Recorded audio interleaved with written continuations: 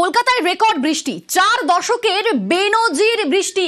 September মাসে এত বৃষ্টি হয়নি কলকাতায়।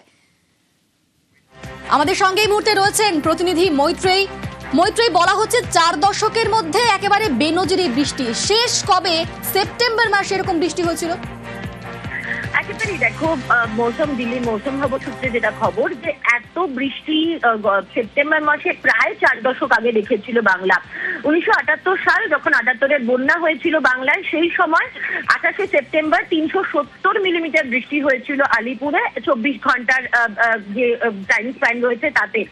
আর তারপরে 1986 সালের 26শে সেপ্টেম্বর 260 মিলিমিটার বৃষ্টি হয়েছিল আলিপুরে, এবং সেটাই কিন্তু শেষ। তারপরে এত বেশি বৃষ্টি আলিপুরে বা কলকাতায় কিন্তু দেখা যায়নি সেপ্টেম্বর মাসে। আর এবার মৌসুম ভবন সূত্রে খবর, গত 24 ঘন্টায় 251.4 মিলিমিটার বৃষ্টি রেকর্ডেড হয়েছে আলিপুরে। একেবারে মৈত্রেয়ী, 26শে সেপ্টেম্বর 1986-তে বৃষ্টি হয় 260 মিলিমিটার, এবং বলা হচ্ছে 4 দশক পর গত 24 ঘন্টায় এত বৃষ্টি হলো।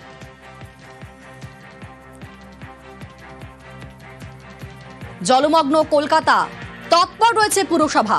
জল সরাতে তৎপর কলকাতা পুরসভা। খোলা হয়েছে গঙ্গার লক গেট, পাম্প দিয়ে জল সরাচ্ছে পুরসভা। কন্ট্রোল রুম থেকে নজরদারি মেয়রের।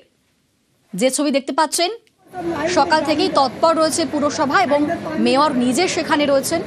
কন্ট্রোল রুমে যান মেয়র এবং সেখানে গিয়ে তিনি একেবারেই পুরো বিষয়টি নজরদারি চালাচ্ছেন। তিনি তৎপর রয়েছে পুরসভা এবং জল সরাতে ইতিমধ্যেই খোলা হয়েছে গঙ্গার লক গেট, পাম্প দিয়ে জল সরাচ্ছে পুরসভা।